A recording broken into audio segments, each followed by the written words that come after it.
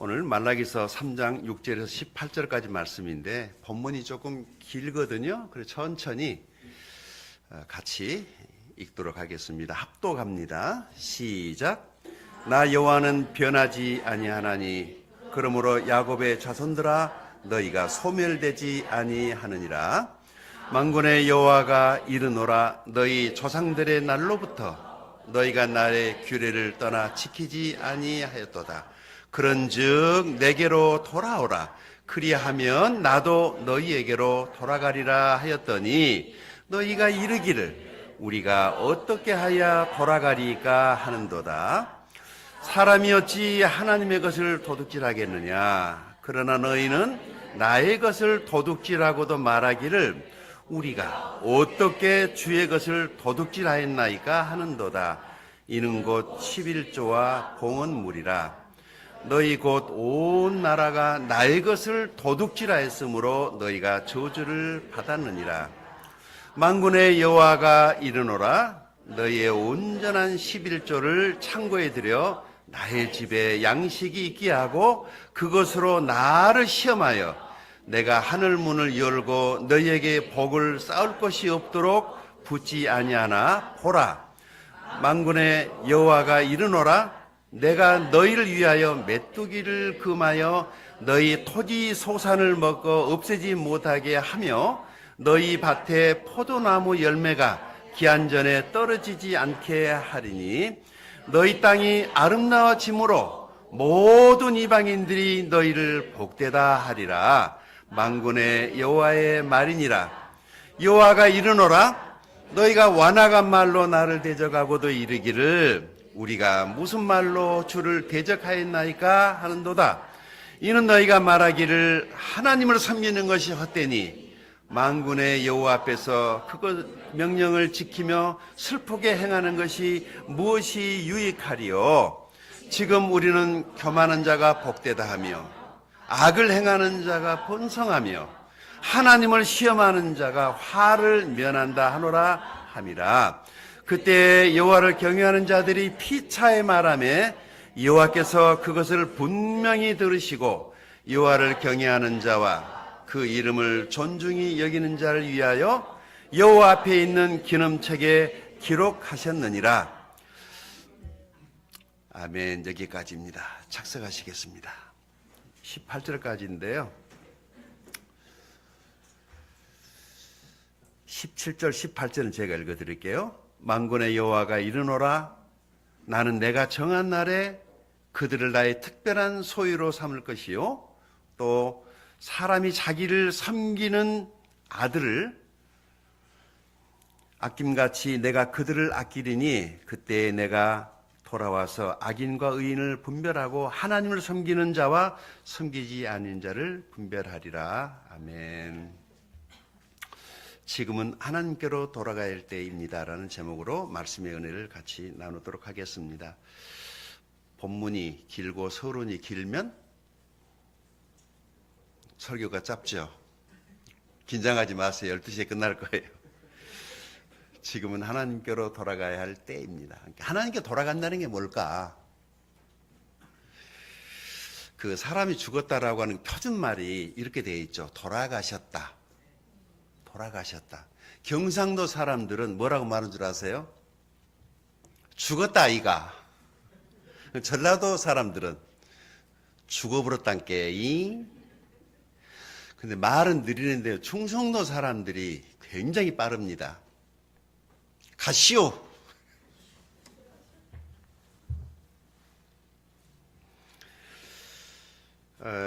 이 본문을 읽으시면서 아마 메시지가 뭐를 어디를 향하고 있는지 나에게 하나님 뭘 말씀하시는지 아마 대충 다 감 잡으셨을 거예요.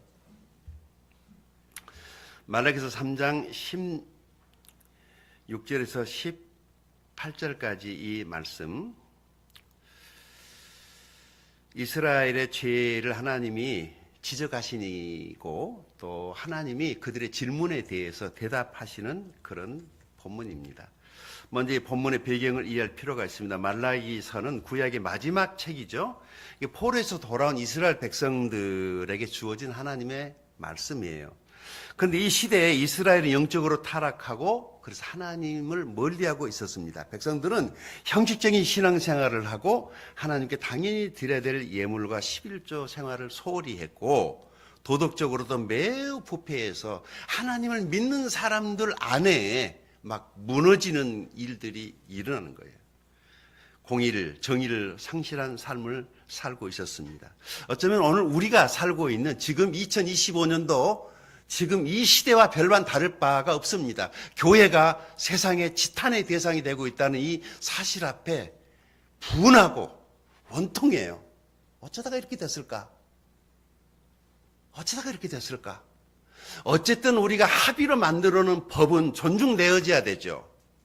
그것이 동호회 법이든 원우의 법이든 학교법이든 교회법이든 최소한의 법을 우리가 지키자고 만들었으면 법은 업데이트하면 되니까. 그래서 법을 만든 목적은 지키기 위해서 만들었어요. 그런데 그 자체를 부인하고 이렇게 되면은 뭐가 되겠어요? 그래서 우리가 세워놓은 그 법을 무시하고 훼손하고 있다는 것 때문에 국민들이 분노하고 있는 거죠. 법은 지키기 위해서 있는 거예요. 그렇죠. 우리의 삶의 편리와 유익과 안위와 보호를 위해서 우리들 스스로가 입법에서 만들어놓은 법이에요. 근데 그거 자체를 필요 없어라고 한다면은 세상이 뭐가 되는 거겠어요? 이 혼돈의 시대, 이 말라기 선지자가 활동하던 바로 그 시대와 별반 다를 데가 없어요. 그래서 하나님께서 말라기라고 하는 선지자를 통해서 자기 백성의 죄를 책망하시면서 회개를 촉구하십니다. 특별히 오늘 본문이 되는 3장 6절에서 18절까지는 하나님이 여전히 변함없는 사랑으로 내가 너희를 택했고 내가 너희를 보호하고 있고 내가 너희를 지킬 거야. 그러면서 그들의 올바른 신앙의 자리로 돌아올 것을 촉구하고 계시는 메시지입니다. 그들의 죄가 뭐냐? 그것은 하나님을 멸시했고 예배를 드리지 않았어요. 이에 대해서 하나님은 그들의 죄를 지적하고 해결책을 제시하면서 심판과 축복의 원리에 대해서 말씀하고 있는 내용입니다. 이스라엘의 죄는 뭐였어요? 5절에서 17절까지를 봅니다. 첫째, 읽어보십시다. 시작. 만군의 여호와가 이르노라 너희 조상의 날들로부터 너희가 나의 규례를 떠나 지키지 아니하였도다. 그런즉 내게로 돌아오라. 그리하면 나도 너희에게로 돌아가리라 하였더니 너희가 이르기를 우리가 어떻게 하야 돌아가리까 하는도다. 어떻게 이들은 오랫동안 하나님의 말씀을 떠나 살고 있었어요. 그래서 하나님과 관계가 밸런스가 깨져 있으니 하나님이 다시 돌아와라. 내가 너를 축복해 주기 원한다.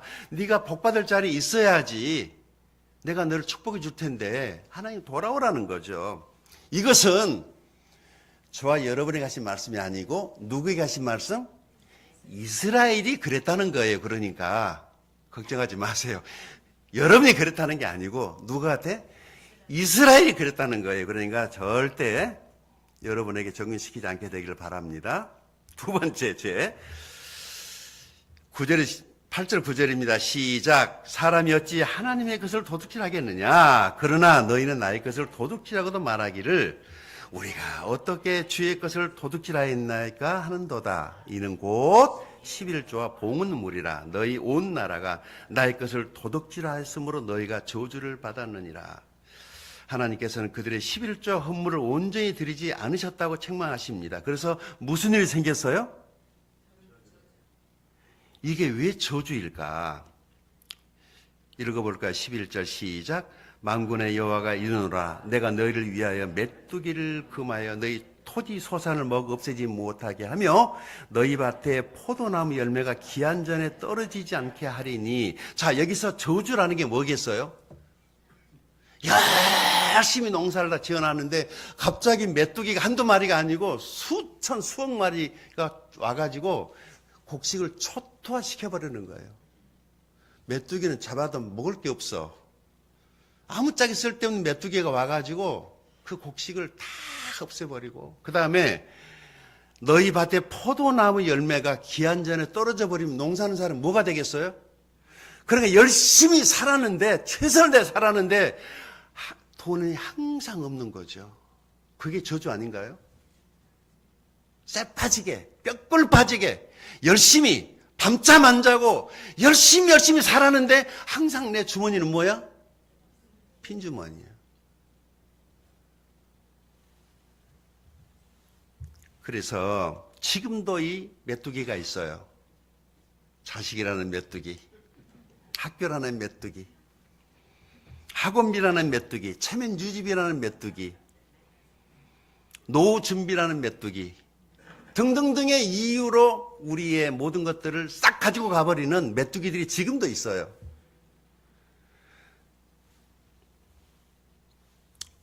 이스라엘 백성들은 당연히 하나님께 드려야 될 것을 드리지 않으므로 또 하나님을 무시한 태도를 보였으므로 그것이 그들에게 저주가 됐어요.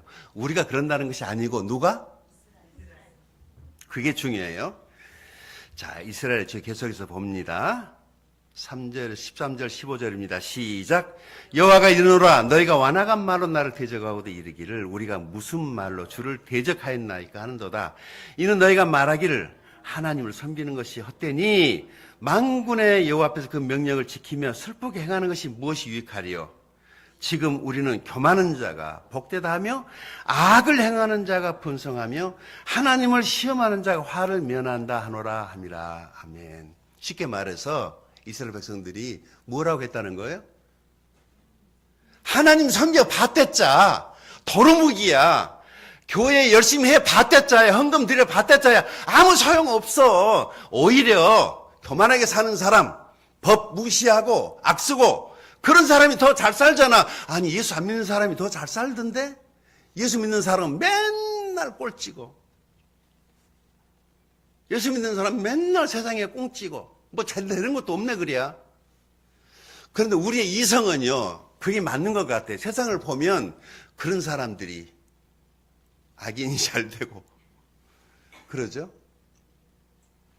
그런데 믿음 좋은 사람들은 잘 안 돼. 어떤 분이 강에 빠져서 죽게 됐어요. 그래서 하나님 살려주세요.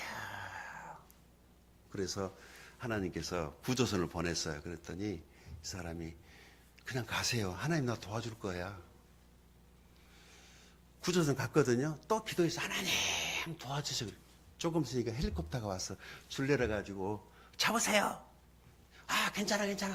하나님 나 도와줄 거야. 그러다가 꼴까다가 죽었어요. 하나님께서 따졌어요. 하나님 내가 기도해도 왜 나를 안 구해줬어요? 아니 내가 구조선 보내고 헬리콥터 보냈는데 네가 거절했잖아. 여러분 신앙이라는 게 그냥 기도만 믿습니다. 이게 신앙이에요? 우리 삶의 현장이 없는 이런 신앙이 어디 있어요? 우리가 땅에 발 딛고 사는데 그런 공허한 메아리 같은 그런 것에 선동하는 사람들에게 우리들이 삶의 귀중한 시간과 재물을 뺏기면 안 돼요. 정신 바짝 차려야 돼요. 어제 사랑의 교회에 백동전 목사님이 어떤 프로그램에 잠깐 프로그램 하는 걸 봤는데 거기 교육관을 짓는데 197억인가 그러니까 200억 들었더라고요. 와, 우리 20억도 지금 후덜덜 떨려가지고 아니 2억도 지금 막 눈 튀어나오려고 그러는데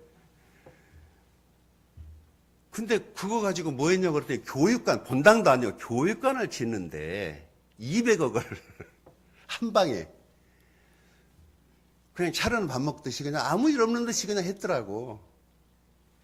나는 이해가 안 되는데 우리 중에 이해할 수 있는 사람은 고유민 목자만 이해할 수 있어요.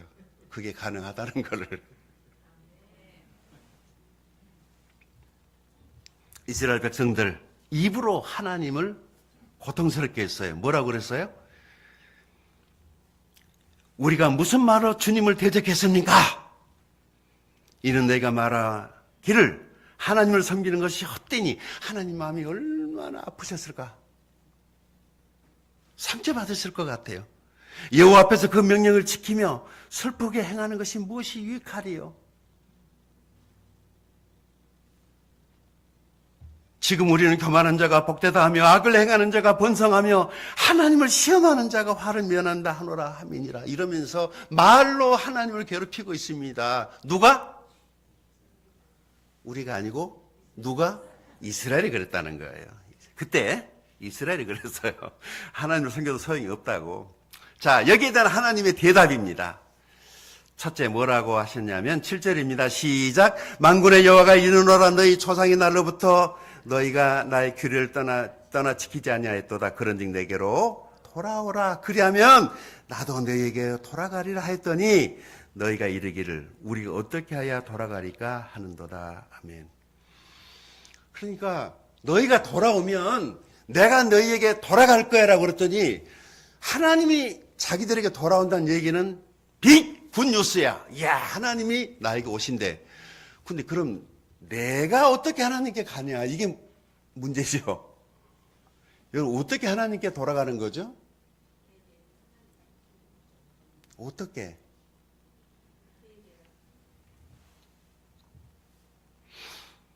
이 회개라고 하는 말은 뉘우친다는 의미가 아니고 터닝, 돌아서다, 생각을 바꾸다. 이게 회개예요.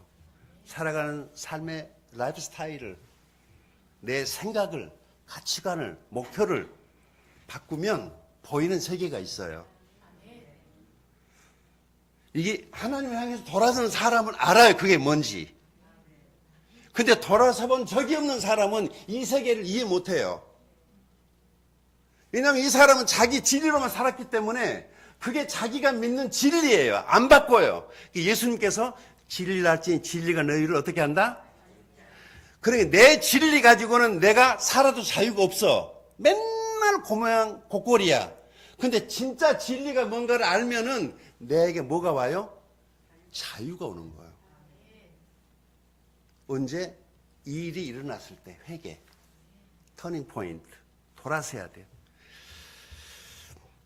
자, 그래서 하나님께서 이렇게 말씀하십니다. 10절입니다. 시작. 만군의 여호와가 이르노라 너희의 온전한 11절 창고에 들여 나의 집에 양식이 있게 하고 그것으로 나를 시험하여 내가 하늘문을 열고 너희에게 복을 쌓을 곳이 없도록 붙지 아니하나 보라. 하나님의 대답이 뭐예요? 온전한 11조를 드리고 나를 시험해 보라고 하나님이 그렇게 말씀하세요. 이 온전한 11조가 뭘까? 그래서 성경에서 언제나 온전이라는 단어, 완전이라는 단어가 다르다고 그랬죠? 온전이라고 하는 단어는 성숙하다. 성숙하다. 성숙이라는 말을 대비시켜서 이 본문을 이해해 보면 우리가 유추해 볼 수 있죠. 온전한 11조. 이것을 율법적으로 해석을 하니까 하나님께 드리는 것이 아까운 거예요. 여러분, 11조는 하나님은 돈 필요해요, 안 필요해요? 근데 왜 하나님께 11조를 원했냐면은 누구를 위해서? 하나님 무슨 돈이 필요 있어요? 그런데 내 모든 것이 다 하나님이 나에게 주신 것인데 그 중에 10분의 1만 드리면은 나머지 모든 것도 다 드린 것을 하나님이 간주하고 축복해 주시겠다. 나를 축복하시려고 만든 제도예요. 이것을 율법으로 해석하지 마시고 은혜로 보셔야 돼요. 내 삶이 은혜잖아요. 이게 예수 그리스도의 이야기예요. 예수님의 이야기예요. 우리 삶은 예수로 말미암아서 구원받고 이 나머지 인생이 다 보너스잖아요. 그러니까 다 드려야 되는데 나 뭐 어떻게 살아야 돼? 먹고 살아야 되니까 하나님이 그는 10분의 1만 나한테 드리면은 네가 다 드린 것으로 내가 간주할게. 그리고 축복해 주시겠다는 약속이죠, 약속. 어떤 분이 이렇게 설교를 했더니 온전이라는 이 단어를 하나님 앞에 정확하게 계산해 드리는 것이구나 싶어서 11조를 드릴 때 한 달 수입을 계산기를 넣고 두드려. 소수문까지 맞춰가지고 정확하게 11조를 드려야 되는데 그런 얘기가 아니죠. 성숙이라는 말은 그 이상 드리는 거. 10의 1 그 이상 드리는 거. 제 아들 유민이 이 얘기는 들으면 안 되는데 꼬마 때요. 제가 그 에이스 이렇게 과자를 사다 주면 맛있게 먹고 있으니까 아빠 좀 주라 그러면은 끝머리 조금만 띄어서 주는 거예요. 내가 사다 줬는데 조금 더 컸을 때는 아빠 좀 줄래 그랬더니 절반 이렇게 주더라고. 더 컸을 때는 아빠 좀 주라 그랬더니 다 드세요. 이게 성숙이죠. 신앙의 성숙이 왜 필요하냐면은 하나님하고 나의 관계 속에서 이루어지는 이 관계가 내 삶의 실제가 되니까 그렇게 하는 것입니다. 우리 중에는 하나님하고 계산하시는 분들이 없기를 축복합니다. 하나님 지켜주지 않으면 우리의 삶은 하루아침에 물거품이 될 수 있습니다. 우리 고유민 목자가 그렇게 들을 수 있었던 것은 이런 것을 깨달았다라고 그렇게 말했을 때 은혜가 됐어요. 얼마 전 무한공항 비행기 참사가 우리에게 주는 교훈이 무엇입니까? 그들이 그날 그렇게 될 걸 누가 꿈이나 꿨겠습니까? 세월호 참사가 주는 교훈이 무엇입니까? 우리 사랑하는 아들, 딸들이 그 물에 빠져 들어갈 때 그 부모들의 마음이 어떠했을까? 자식 키운 부모님이 아는 거잖아요. 이태원 참사가 주는 교훈이 무엇이에요? 우리 젊은이들이 그렇게 많은 숫자가 그렇게 죽었어요. 아직도 원인도 모르고 책임자도 없어요. 이런 안타까운 죽음이 계속되고 있어요. 얼마 전에 학교에서 끔찍한 일을 당한 하늘이 사건이 우리에게 주는 교훈이 무엇입니까? 부모들이 그 자식을 위해서 애쓰고 수고하고 이 모든 것이 하루아침에 물거품이 되는 거 아니겠어요? 하나님 지켜주지 않으면 그렇게 되는 거예요. 내일 일은 아무도 모른다입니다. 그래서 주님께서 말씀하셨어요. 읽어보십시다. 시작. 오직 너희를 위하여 보물을 하늘에 쌓아두라. 거기는 좀이나 동록이 하지 못하며 도둑이 구멍을 뚫지도 못하고 도둑질도 못하느니라. 아멘. 11조와 봉헌물은 구원받은 사람이 당연히 드려야 될 신앙 고백이에요. 신앙 고백. 저와 여러분이 하나님께 드리는 것을 즐겨드리기 시작을 할 때, 하나님 일에 즐겨드리기 시작을 할 때 이 보물이 하늘에 쌓아지는 것이고 하나님 축복을 한없이 우리에게 주실 것입니다. 계속해서 하나님의 대답 보겠습니다. 시작. 그때 여호와를 경외하는 자를 피차에 말하며 여호와께서 그것을 분명히 들으시고 여호와를 경외하는 자와 그 이름을 존중히 여기는 자를 위하여 여호와 앞에 있는 기념책에 기록하셨느니라. 아멘.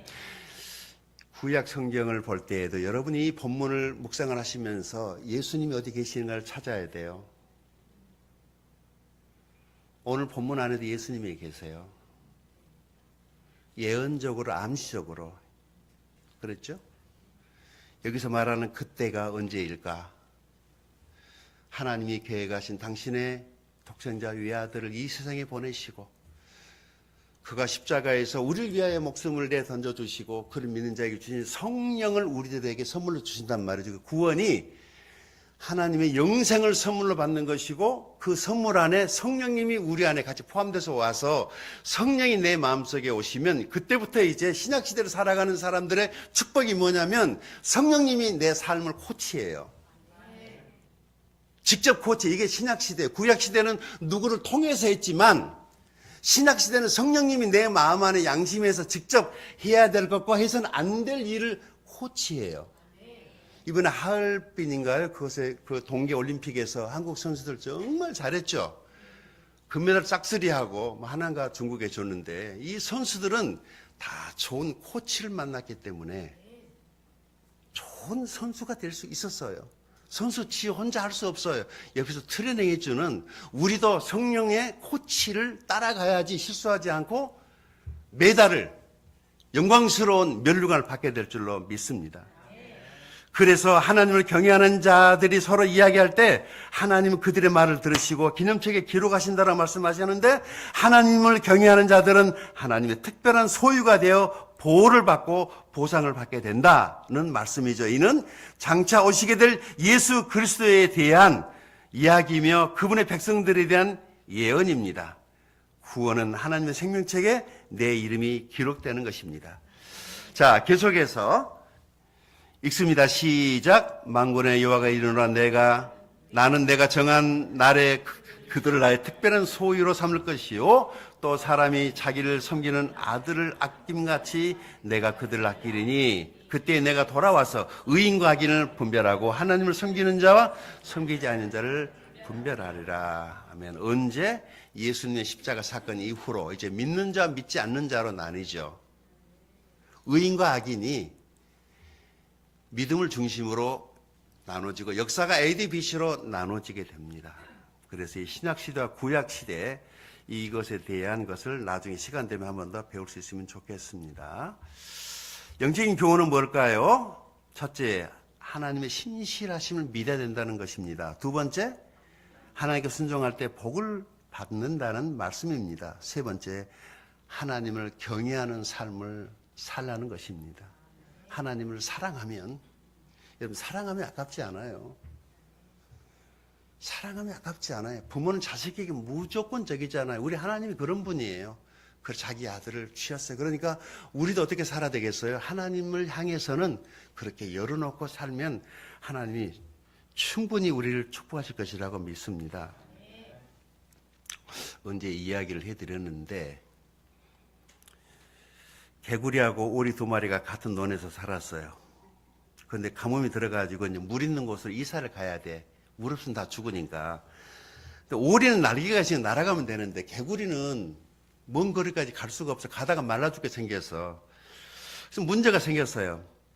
오리가 개구리에게 제안을 해서 우리가 같이 한 논에 살았으니까 동지 아니냐. 우리가 너를 데리고 갈 테니까 대신에 우리가 하는 말을 잘 들어야 된다. 우리가 양쪽에 오리 두 마리가 짝대기를 잡고 날아갈 때 네가 입으로 짝대기를 물어라.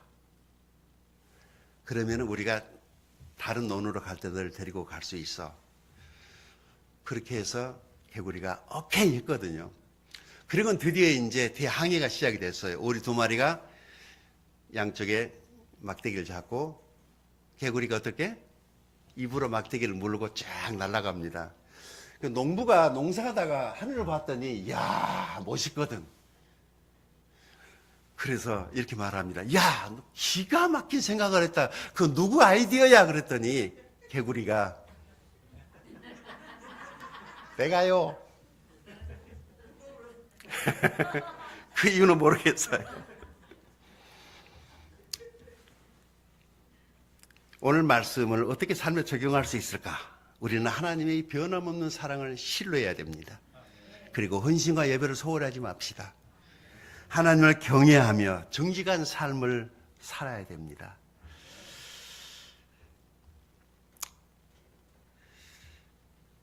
결론입니다. 시작. 회개하고 하나님께 돌아오라. 11조 헌신을 회복해라. 하나님을 경외하는 삶을 살아라.